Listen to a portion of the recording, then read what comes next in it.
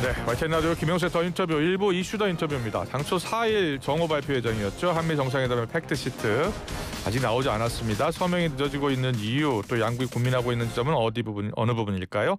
더불어민주당 부승찬 의원 연결해서 보도 자세한 내용 짚어보겠습니다. 의원님 나와 계시죠? 예, 안녕하십니까? 네, 안녕하세요. 예. 우리 부승찬 의원께서는 국방부 대변인도 지내셨잖아요. 네. 이 안보 현안에 대해서 누구보다 더 잘 아실 것이라 생각이 듭니다. 그런데 어제 구윤철 경제부총리가 이 팩트시트 관련해서 경제 분야는 거의 마무리가 됐다라고 했어요. 지금 안보 분야, 특히 핵 추진 잠수함 관련해서 의견 조율이 더 계속되나 봐요. 아무래도 한미 정상 간에 합의한 내용들이 있지 않습니까? 예. 8월 한미 정상회담도 있었고 그다음에 이번에 에이펙에서 정상회담도 있었고 예. 뜻밖의 합의들이 좀 많았죠. 그러다 보니까 이제 특히나 안보 분야에 있어서 예. 뜻밖의 합의들이 좀 있어서 관세 분야에서는 구윤철 기재부 장관이 얘기한 대로 예. 결국은 협상이 이제 원만하게 타결된 걸로 보이고요. 네. 그런데 이제 이 원자력 추진 잠수함이죠. 핵 추진 잠수함은 예. 오해 소지도 있고 주변국의 입장에서 봤을 때는 실질적으로 용어 자체가 거부감을 가질 수밖에 없는 거기 때문에 예. 원자력 추진 잠수함에 대한 이런 논의도 급작스럽게 트럼프 대통령이 정상회담 다음 날 예. 그 SNS를 통해서 자신의 SNS를 통해서 발표를 하지 않습니까? 예, 그렇습니다. 이런 문제들이라든지 그다음에 우리가 이제 미국 측 무기, 미국산 무기를 구매하는 이거를 250억 달러 예. 정도 구매하는 문제도 있고 이런 변수들이 꽤 있습니다. 그리고 동맹의 현대화를 정상회담에서 이재명 대통령이 언급을 했지 않습니까? 예. 뭐 이런 문제들이라든지 그러면 주한미군의 역할은 어디까지 그 전작권 문제라든지 이런 부분들이 과연 공동성명 혹은 팩트시트에 담겨낼 수 있느냐 예. 뭐 이런 것들이 있어서요. 예. 뭐 이견이 있다기보다는 어느 선까지 담을 것이냐, 구체적인 조항을 넣을 것이냐, 아니면 그냥 러프하게 합의된 내용에 대해서 공동으로 협의하에 추진한다 정도 선에서 머물 것이냐, 이런 문제부터 시작해서 복잡하게 얽혀 있는 것들이 있는 것 같습니다. 그렇군요. 예. 지금 여러 소식들을 보니까 에너지부하고 국무부는 좀 반대 입장인 것 같아요. 어떤 이유 때문이에요? 반대 입장이라기보다는요. 한미 원자력 협정을 보면 결국은 이제 국방의 합의만을 통해서 될 수 있는 게 아니고요. 예. 그 핵 연료를 공급하기 위해서는 미국 국내 법령, 예. 그다음에 인허가 정책을 조건으로 한다라는 조항이 있습니다. 그게 이제 전략물자에 해당되는 것들은 이제 국무부에서 승인 권한을 갖고 있고, 그다음에 핵 연료 공급과 관련돼서는 이제 에너지부가 밀접하게 관련돼 있기 때문에 그렇군요. 예, 이런 쪽도 이제 협의가 좀 필요하고 조율이 필요한 부분이거든요. 그러다 보니까 이제 그런 것도 있고요. 이제 한미 원자력 협정의 또 다른 조항은 뭐냐면, 이제 그 농축 재처리 저농축이라 할지라도 농축 재처리를 한국 측에서 하게 된다면, 이건 별도의 그 약정에 약정에 서면 합의가 있어야 되는 부분도 있거든요. 그렇군요. 예. 그래서 이제 우리 이성락 그 안보실장이 얘기했던 것도 원자력 협정의 개정이라든지 미국의 어떤 국내법도 좀 살펴볼 필요가 있다, 이런 뉘앙스의 발언이 있었거든요. 그런 부분 때문에 그런 것 같습니다. 그렇군요. 이 한미 원자력 협정 개정을 통해서 우리가 자체적으로 핵 연료도 생산할 수 있는 거잖아요. 그렇죠. 농축이 이제 개정을 하게 되면 농축이 가능한 거죠. 그렇고요. 그럼 그 연료를 사용할 수 있는 원자력 추진 잠수함을 이제 우리가 만드는 건데, 이게 미국에서 필리 조선소에서 만들자라고 트럼프 대통령이 이야기를 했잖아요. 예, 필리 조선소에서 만들자고 했고요. 지금 뭐 유영원 의원도 얘기했지만 지금 필리 조선소에는 잠수함 건조 인프라가 구축이 돼 있지 않은 상황입니다.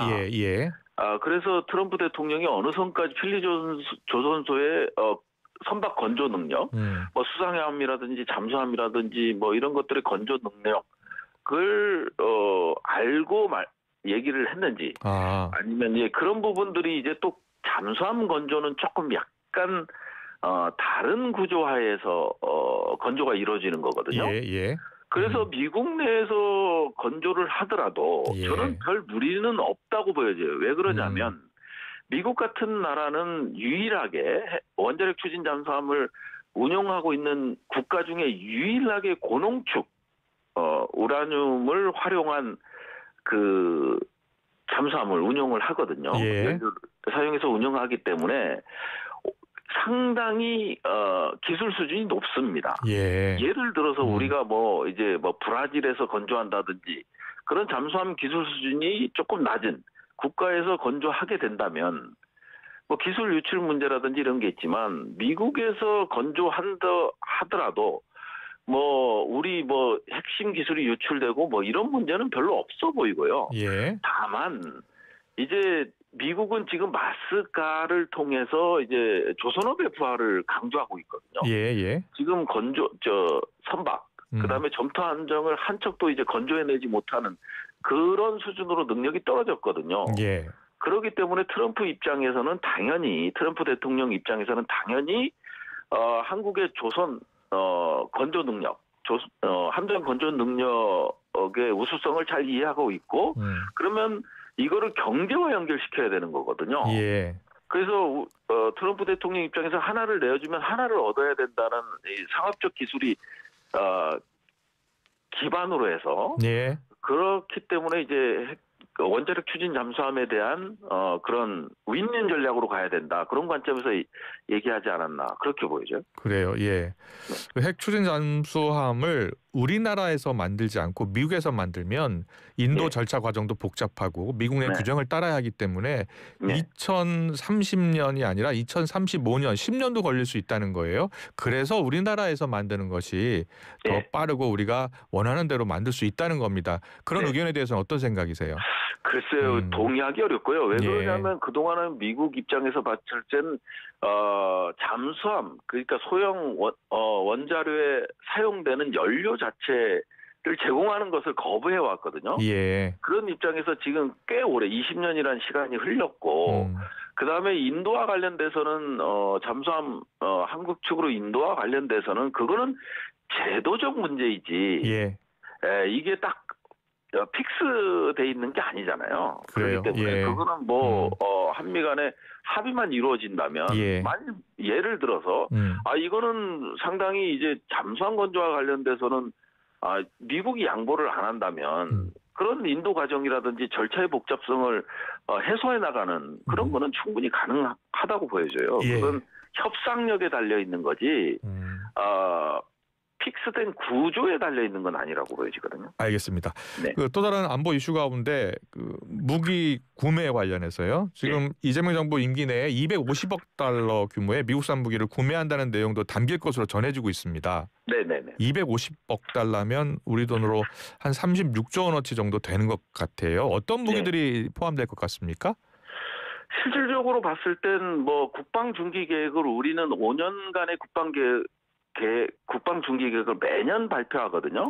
거기에 이제 무기 구매와 관련된 예산 이런 것들이 다 포함이 됩니다. 그러다 보니까 이제 전체적인 국방비가 연간 증가하는 비용이 나오고요.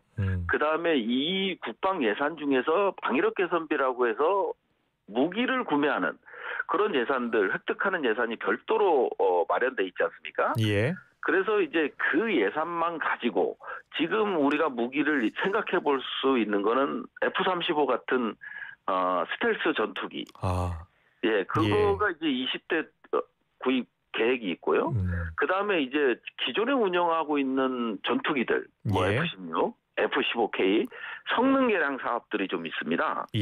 그다음에 해상 초계기, 일종의 이제 잠수함의 활동을 식별해내는 해상 초계기가 있을 수 있고, 그다음에 이제 전체적으로 항공 작전, 미사일 작전을 공중에서 통제할 수 있는 항공 통제기. 그다음에 우리가 글로벌 호크 같은 거, 그다음에 감시 정찰 자산. 이런 것들이 다 포함되어 있거든요.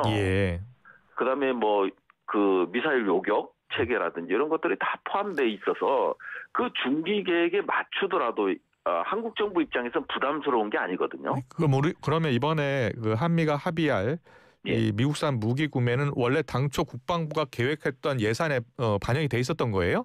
그렇죠. 거의 반영이 돼 있는 겁니다. 그래서 이제 그거를 우리가 확정적으로 이 무기 체계를 사겠다 해서 이제 어떤 무기 체계를 도입하겠다, 구매하겠다 이런 것들을 좀 더 확실하게 보증해주는 그런 거지. 실질적으로 뭐 이게 뭐 대규모로 증액된다든지 이런 거는 없고요. 예. 그다음에 중기 계획의 계획 절차에 맞춰서 추가적으로 뭐 유럽산 무기 체계를 도입을 고려하는 거를 미국산으로 전환시키고 예. 이런 데서 일종의 딜이 이루어지는 거죠. 그래요. 이번에 그러면 안보 현안 협의 때 미국산 무기 구입 관련해서 새롭게 추가된 무기라든지 미국이 요구한 무기가 있었습니까? 그런 무기는 사실은 있을 수 없고요. 예. 기본적으로 우리가 어떤 한반도 전장에서 어떤 무기 체계가 당장에 필요하다. 그리고 5년 안에 들어와야 된다. 10년 안에 들어와야 된다. 이런 계획들이 다 돼 있기 때문에 예. 그 계획하에서 어느 국가의 무기를 구매할 것인가. 이런 쪽에 이제 방점을 두고 준비하는 거고요. 뭐 새롭게 구매할 만한 그 미국 측 요구에서 구매할 만한 무기는 없어 보이고요. 예. 다만 이제 경쟁 입찰로 가서 이제 가격 저가로 이제 구매하는 예. 그런 방식에 있어서 약간 조금 이 공간 자체가 예. 좀 적어지는 부분이 무기 체계는 있을 수 있죠. 예. 예, 뭐 예를 들어서 뭐 공중급이기라든지 지금 공중급이기는 이제 유럽산을 쓰고 있잖아요. 예. 뭐 이런 것들이 이제 미국산으로 간다든지 뭐 이런 해상 초계기와 관련돼서 뭐 이제 유럽과 미국이 이제 한국 시장에 진출을 하는데 이런 부분이 이제 미국산으로 돌린다든지 그런 부분들은 있을 수 있겠죠. 예. 예. 그리고 이번 한미 국방장관 회담에서 이 전자권 환수 문제와 논의도 있었잖아요. 네네. 예, 이게 정부 목표대로 대통령 임기 내에 환수가 가능하겠습니까? 어디까지 논의가 된 겁니까? 뭐 실질적으로 봤을 때는요. 저는 그냥 개인적인 의견입니다만은 충분히 가능하다고 보여집니다. 예. 2019년도 우리는 3단계로 나눠서 전자권 전환에 대한 조건 평가를 하고 있지 않습니까? 예. 그 조건 평가를 하고 있어서 최초 작전 운영이라는 IOC가 있고요. 그다음에 그 완전 운영 능력이라는 이제 FOC가 있고 그다음에 마지막 단계에서 FMC라고 해서 완전 임무 수행 능력을 평가하는데요. 예. 기본적으로 완전 임무 수행 능력 평가는 시기를 결정하는 겁니다. 일종의 이 3단계 마지막 단계에서는 이제 임무 수행 능력을 보니 이거는 전자권이 언제 전환 정도 돼도 문제가 없겠다라는 걸 마지막 단계에서 보는 거거든요. 지금 2019년에 최초 작전 운영 능력 평가가 있었고 검증이 완료됐고요. 그다음에 지금은 2단계가 지금 FOC라고 그래서 완전 운영 능력에 대한 2단계 평가는 끝났고요. 지금 검증 단계이기 때문에 내년도에는 이게 마무리되거든요. 그러면 이제 바로 FMC 마지막 단계로 가는 거거든요. 그렇기 때문에 뭐 2년 정도 뭐 대략 2년 정도 소요된다고 봤을 때는 임기 내 전자권 전환이 절차상으로 무리는 아니죠. 그렇기 때문에 이거를 또 조건을 평가하고 있는데 야 이게 노무현 대통령, 이재명 대통령, 노무현, 이명박 대통령 때처럼 시기를 딱 특정하고 이게 전자권 전환을 논의하는 거 아니냐 이렇게 비판적으로 보는 분들도 계신데요. 조건을 먼저 평가하고 마지막 단계에서 시기를 결정하는 겁니다. 그러다 그렇군요. 보니까 전반적인 추세를 봤을 때 임기 내는 가능하지 않겠냐. 이렇게 보는 거죠. 그래요. 그 지금 말씀하신 거 들어보면 이제 원자력 핵추진 잠수함 건 그리고 무기 구매 건 또 전자권 환수 건 이런 여러 현안들이 이번 팩트시트에 다 담기는 거예요. 그렇지는 않을 겁니다. 아, 그래요? 그래도 예, 아무래도 이제 그렇게 다 당길 이유는 없고요. 뭐 예. 구체적으로 이게 저는 다 당긴다고 보이지 않고 한미 간에 합의된 내용은 예. 기본적으로 이제 중요한 워딩을 놓고요. 예. 그다음에 금액 정도 놓고 뭐 그다음에 한미 간에 합의한 이 부분에 대해서는 한 측이 요구하는 게 다를 수 있고 미측이 요구하는 게 다를 수 있잖아요. 네. 그래서 어느 선까지 하자고 하는 거고요. 그다음에 이제 실무 협상과 그다음에 약정을 만들어가면서 이제 추가적인 부분을 보완하는 거기 때문에 네. 전반적으로 뭐 250억 달러면 어떤 무기를 들어오고 그다음에 전자권 전환은 뭐 임기 내 뭐 29년 언제 뭐 이렇게 특정해서 못 받긴 상당히 어려운 부분들이 있거든요. 예. 그다음에 이제 원자력 추진 잠수함 같은 경우도 지금 미국 내에서 할 거냐, 한국 내에서 할 거냐, 연료 공급은 핵연료 공급은 어떻게 할 것이냐, 그다음에 농축을 하게 된다면 저농축인데 이 농축도를 어느 정도 할 것이냐, 뭐 이런 구체적인 사안들이 있기 때문에 예.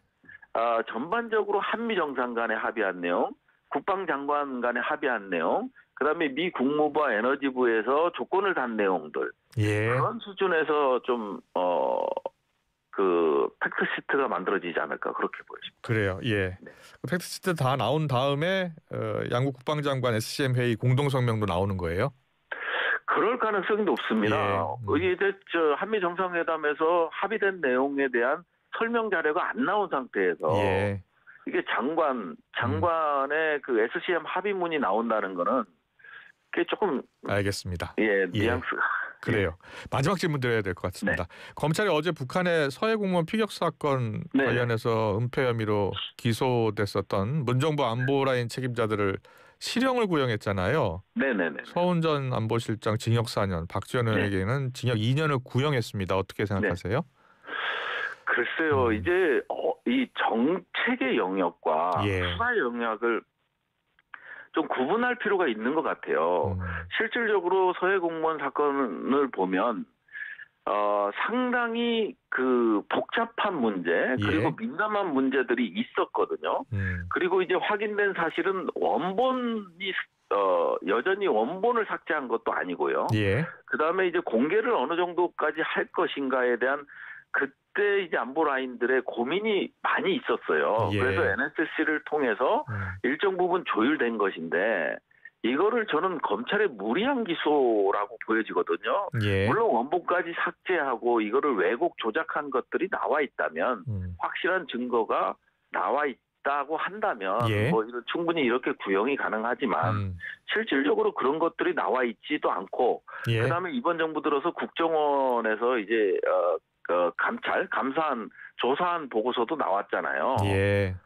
박지원 전 원장의 뭐 개입이라든지 이런 게 전혀 없었던 지시가 없었던 것으로 보여지고, 그다음에 원본이 서버에 보관되고 있고 이런 것들이 다 보고된 상태, 확인된 상태에서 이렇게 구형을 때리는 거는 뭐냐면 구형을 내리는 거는 기본적으로 이게 검찰의 무리한 구형으로밖에 비춰질 수 없고 앞으로 그렇게 되면 모든 그 안보 라인들은 정책 결정에 있어서 경직성을 더 가질 수밖에 없는 상황으로 가는 거거든요. 예, 알겠습니다. 잘 들었습니다. 오늘 이슈더 인터뷰 더불어민주당 부승찬 의원과 함께했습니다. 잘 들었습니다. 고맙습니다. 고맙습니다.